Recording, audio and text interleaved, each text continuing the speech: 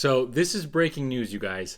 Fitch just downgraded the United States of America's credit rating from AAA to AA plus. So what I want to do in this video is talk about the ramifications of what this does for you, for me, for the economy, for the United States in general. I also want to talk about why this even happened in the first place, because some people might agree with it and some people might think that Fitch is jumping the gun. Now, this is only the second time that this has happened. The other time was in 2011, of course, coincidentally, during a debt crisis. Standard & Poor also downgraded the U.S. economy's rating. So let's talk about it. As always, my name is Derek, and I got my degree in finance. You don't have to. Let's get right into all this.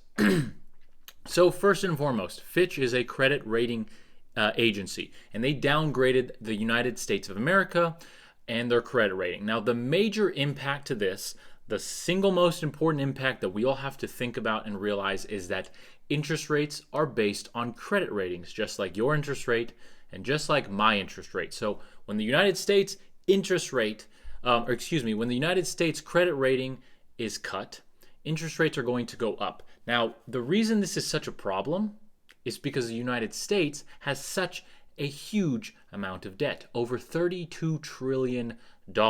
So any increase in interest rate that the United States has to spend on its debt, which it is refinancing constantly to be able to continue to produce more debt as well as pay its own debt. Remember, the United States is not only constantly refinancing, but constantly giving out debt, right? It is giving out debt to us in the form of bonds, federal treasury bonds. So the debt is only growing, and the interest rate, any little interest rate change is going to affect that on a huge scale. So much so that current interest rate payments on the debt are already above $600 billion. With an increase in interest rates, that is only going to go up, plus the increase in the total debt of the United States. Now, I also want you to understand something. The United States, on average, makes $4 to $5 trillion per year in tax revenue. But the debt is over $30 trillion. You do the math on that. I mean, how much debt would you have to hold to have that same ratio? If you make 100 grand or 150 grand or 50 grand, how much debt would you have the same ratio as the United States? And then you have to ask yourself, is that a healthy amount of debt? The answer is probably no. So Fitch lowered the credit rating of the United States based on a couple of things. It says one is that situation, is the amount of debt it has to the amount of income that it is making. The other one, which is more of a political issue, I'm not quite certain that's one that I agree with. Fitch says that political turmoil in the United States, and it highlights the most recent debt crisis and all the infighting politically that took place, it highlights that as a reason why the United States may not be as creditworthy as it once was. Now, the problem for that to me is it is basing a decision to lower credit rating on the political turmoil, which, while that is a real thing, we still averted a debt crisis, right? Okay. The other thing that Fitch is saying is one of the reasons why it is lowering the credit rating is because Fitch says that we're going into a recession. The United States, of course, and the current political party disagree with that.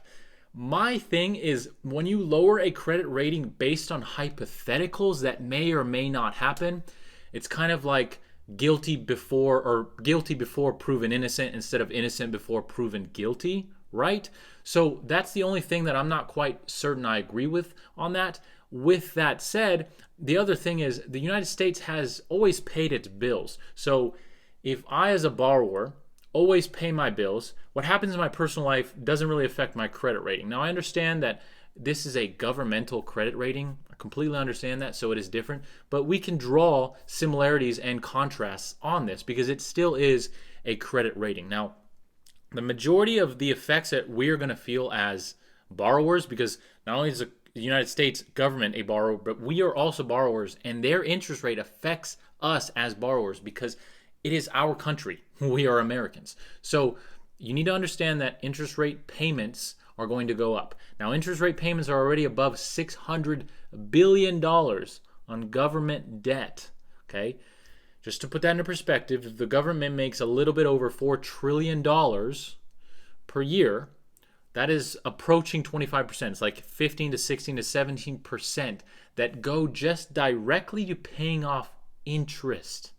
That is something to very much think about. It's not a good situation for the government to be in, and it's kind of like this snowball effect that gets worse and worse and worse, because as the government overspends, it adds more debt. As it adds more debt, it adds more interest payments. As it adds more interest payments, it has to supplement its budget somewhere else. And it does that by adding more debt. So you're constantly getting this cycle of adding debt to cover the overspending that the government does, which then in turn adds adds interest payments, which then in turn forces the government to borrow more and more and more. So that's why this debt has become this snowball that keeps growing and growing and growing. So Fitch says that that is an issue. And they also highlight things like Social Security. Social Security is basically going to default in 10 years or less. All right, that is on the Social Security website, and it is just based on the numbers that Social Security will default in 10 years or less. Okay, so that is something that we need to also take seriously.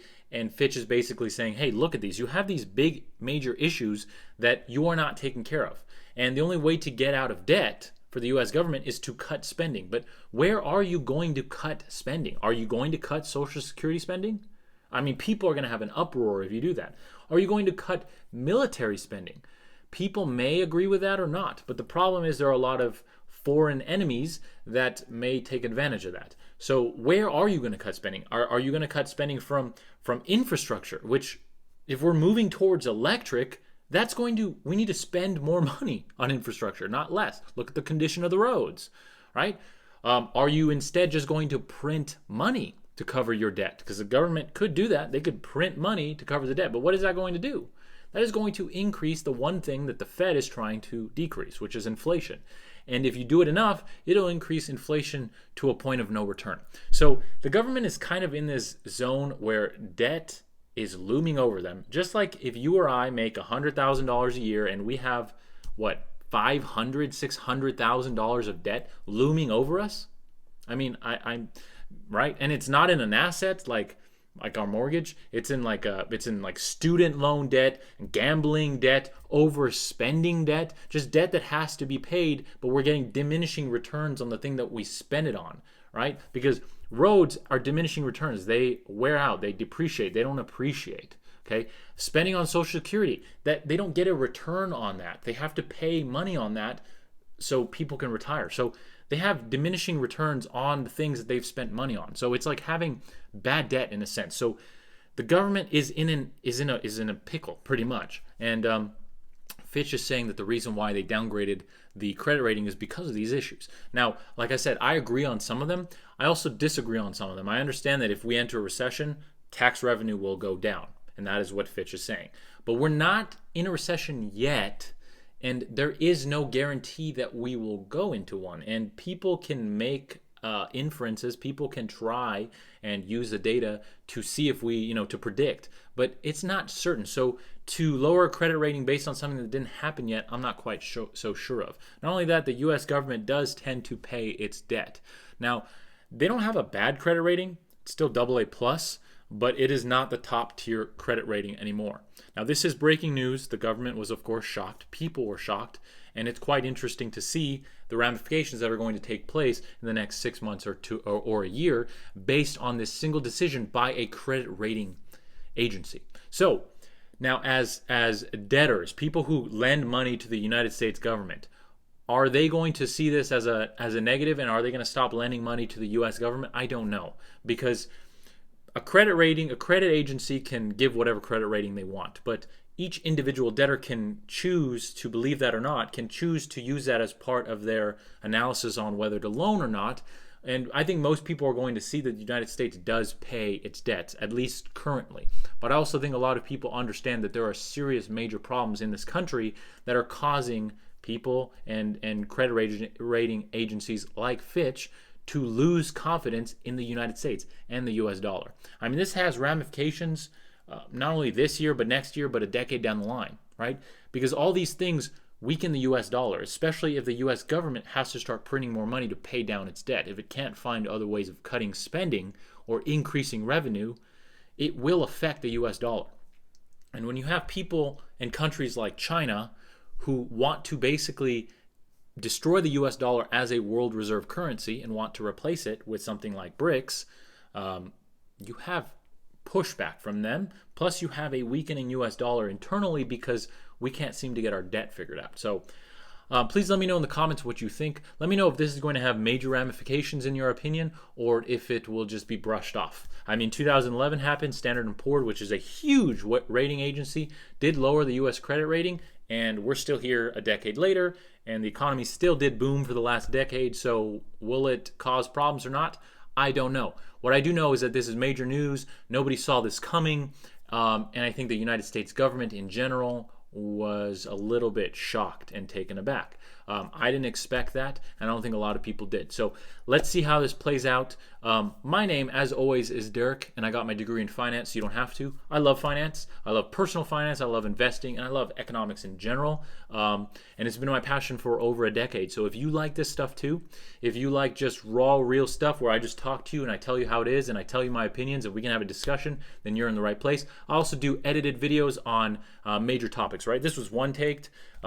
Because it was an important topic that had to get out there. But I also do edited videos on just major economic topics and trying to teach you as much as I can, pulling from my education as well as my experience. I love this stuff, and I love being able to share it with you guys. So if you haven't subscribed yet, please consider subscribing, and make sure to turn on the bell notification so you don't miss the next video. I put out videos every single week, usually on Tuesdays, sometimes on other days if major news like this takes place. But as always, my name's Derek. I love you guys, and I will see you in the next video.